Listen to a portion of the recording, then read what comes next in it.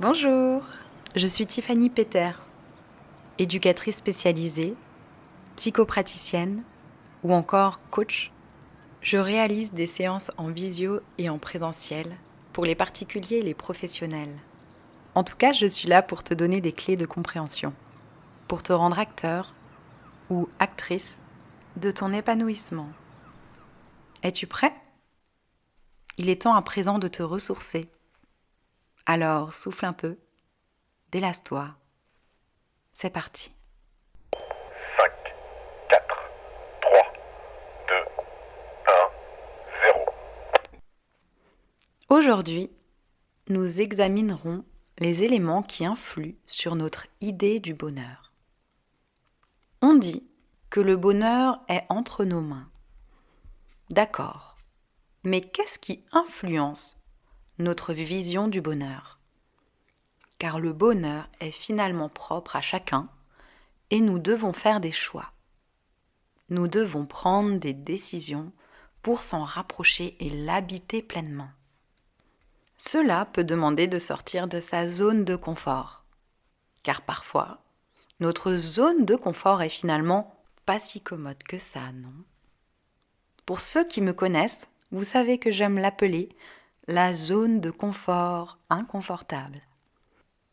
Car c'est vrai qu'on s'y sent bien, au chaud, en sécurité. Mais ne trouves-tu pas qu'elle peut manquer de saveur, de vie, ou encore de sens, voire d'existence ? Nous avons tous notre propre réalité qui est acquise depuis notre naissance au travers de nos expériences et de l'éducation que nous avons reçue. Et cela induit la vision que nous avons du bonheur. Alors, qu'est-ce que le bonheur pour toi ? Pour certains, bien que cette vision soit déjà bousculée aujourd'hui, le bonheur, c'est avoir des enfants, un métier stable, une maison avec ce brave chien.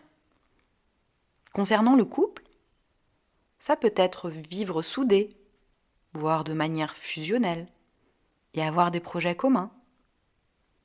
Pour d'autres, le bonheur, ce n'est pas la famille, mais la carrière, pour pouvoir afficher une réussite, quel que soit le domaine. La vision du bonheur n'a jamais été unique. Mais aujourd'hui, plus encore. Elle s'ouvre et s'élargit. Mais alors, qu'est-ce qui donne naissance à notre vision du bonheur ? Bien évidemment, nos modèles nous ont marqués. Parfois, tu les reproduis. Tu vis comme tu l'as vu et appris. Car tu ne connais que cela. Et tu ne sais faire qu'ainsi. Tu peux aussi reproduire un schéma peu idyllique, car tu relativises.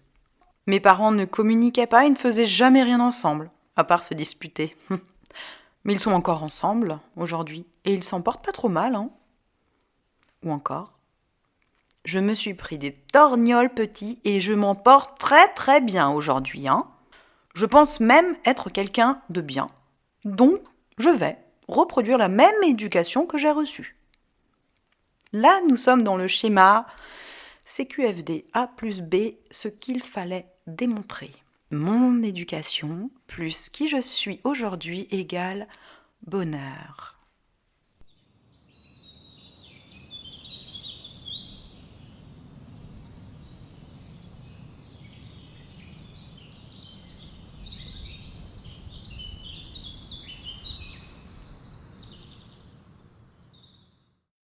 Cela peut amener des personnes à vivre très longtemps dans une zone de confort inconfortable.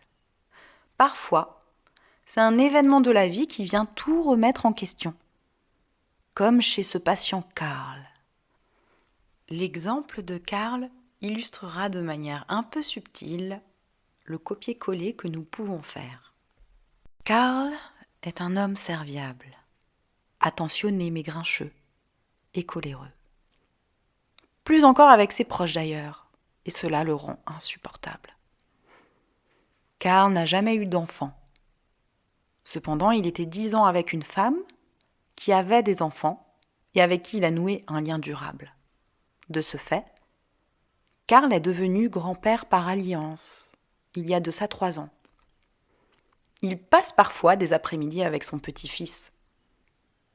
Cette relation avec un être innocent, spontané et sans attente, qui est heureux rien que d'un sourire, a transformé Karl. Karl a découvert en lui une source d'amour incommensurable et inépuisable.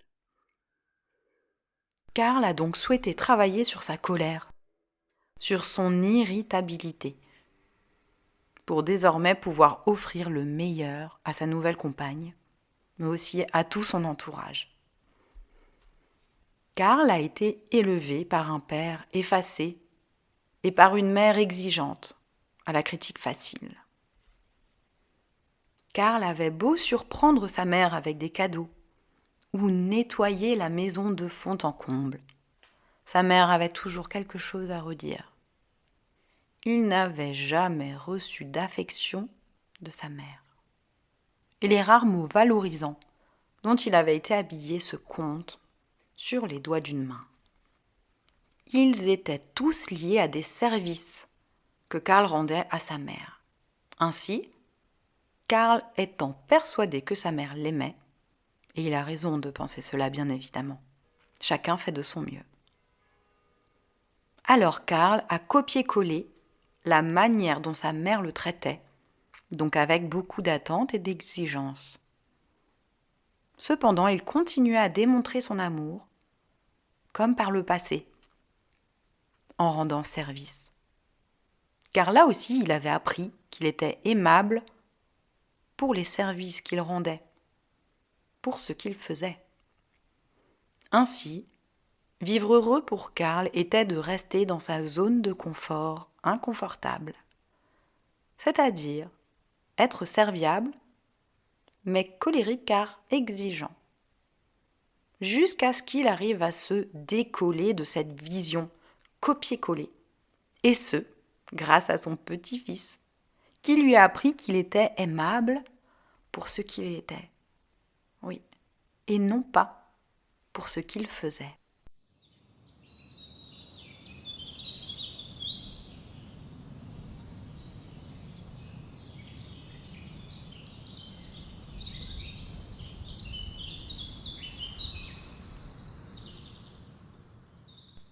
Après cette démarche du copier-coller, qui peut être induit par un souci de loyauté envers les parents, afin de ne pas remettre en question leur éducation et leur amour, il se peut aussi que nous fassions tout de même complètement l'inverse. Cela peut arriver si ton expérience était très pénible et que tu ne veuilles pas reproduire ce schéma. Par exemple, mes parents sont restés ensemble malgré toutes les disputes. C'était l'horreur pour moi. Et ils ont attendu que je sois grand pour se séparer ? Moi, jamais. Je ne ferai jamais subir ça à mes enfants. Au grand jamais. Au premier cri, moi je pars. Mais on voit bien que ce n'est pas non plus l'idéal. Car une dispute, dans le respect bien sûr, est tout à fait normale. Alors, qu'est-ce que le bonheur ? Si, a priori, ce n'est ni copier, ni faire l'inverse de ce que je connais, eh bien, je dirais que pour te rapprocher de ce qu'est ta propre définition du bonheur, il faut sortir d'un jugement binaire de ton histoire et de ton éducation. Il faut trouver l'équilibre, la justesse entre ces deux extrêmes. Tu dois questionner ton vécu et également explorer ce que tu n'as pas connu. Je m'explique et pour ce faire, en séance, je prends l'image du bocal à poisson.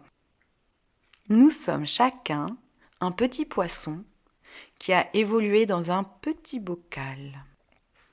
Dans ce bocal, il y avait peut-être une autre espèce de poisson, si on était chanceux. Peut-être aussi il y avait une petite plante. Était-elle véritable ou factice ? Nous avons tous grandi dans un environnement plus ou moins restreint. Mais en grandissant, tu dois regarder ce qu'il y a au-delà de ton bocal. Qu'y a-t-il dans l'océan ? Quelles sont les différentes espèces animales et végétales qui peuplent l'immensité maritime ? Comment vivent tes semblables voisins ? Ont-ils les mêmes codes que toi ? Les mêmes valeurs que toi ? Et plus loin, qu'en est-il ? La découverte d'autres manières de vivre et de penser arrive généralement enfant lorsqu'on est invité chez des camarades. Mais cela peut se faire plus tardivement, voire jamais. Ainsi, concernant la vision du bonheur qui nous a été transmise par notre éducation, il y a des acquis positifs qui nous mènent vers des expériences positives et des conditions de vie salvatrices. Mais d'autres points dans le schéma, d'autres acquis, nous freinent dans notre potentiel. Oui, ce potentiel dont beaucoup de professionnels parlent en développement personnel. Ce potentiel, ce moi, oui, que je dois incarner et qui pourrait vivre 1000 vies différentes. Tout est question finalement d'ouverture d'esprit et puis de choix. Je te donne un exercice si tu souhaites questionner ta vision du bonheur. Tu peux utiliser la méthode des 5 pourquoi. Alors pour ce faire, tu dois te poser la question pourquoi 5 fois d'affilée. Par exemple, si tu dis « Le bonheur pour moi, c'est l'indépendance », eh bien, le bonheur, c'est l'indépendance pour toi. Parce que ça signifie être libre. D'accord. Et pourquoi être libre pour toi, c'est important ? Et ainsi de suite. Et donc, tu peux répéter cet exercice pour chaque idée qui définit ton bonheur. Aussi, pour concrétiser ta vision du bonheur, tu peux faire un vision board. Tu crées un tableau à partir d'images, de citations, de mots qui t'inspirent ou auxquels tu aspires. Ce tableau peut aussi être source de motivation pour tracer ta ligne directrice, jour après jour, vers ce quoi tu tends. 1, 2, 3, 4, 5. Est-ce que cela t'a parlé ? Peut-être t'es-tu remémoré un souvenir durant ton écoute. Ou as-tu fait lien avec quelque chose ? En tout état de cause, n'hésite pas à demander de l'aide si besoin. Aussi, n'hésite pas à réagir en commentaire ou à visiter et t'abonner à mes différentes plateformes pour d'autres clés de compréhension. Merci de laisser un j'aime si ce contenu t'a apporté des lumières. Ça aidera d'autres personnes à repérer ces ressources. Maintenant, prends grand soin de toi. À bientôt!